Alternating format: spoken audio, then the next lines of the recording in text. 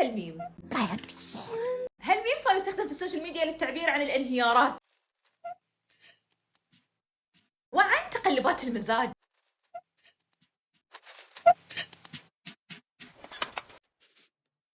اسمه ذا تايني شيف شو، هو عبارة عن مشروع دمى متحركة في السوشيال ميديا ويعرض في قناة نيكلوديان.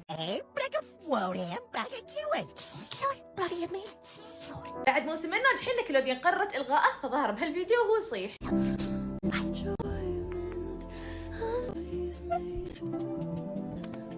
He did 2 seasons for Nickelodeon and now they're canceling his show. حول إلى ميم وصار يستخدم في السوشيال ميديا.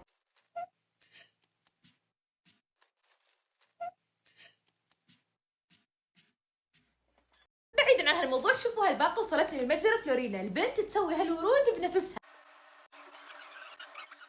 بس البنت وايد تعنت، فشكرا على الباقة. لا وانا معاك. لا تنسون تدعمونا وتتابعوني عشان ما يطيفكم شيء. Nickelodeon. Who is this guy and why'd you make him cry?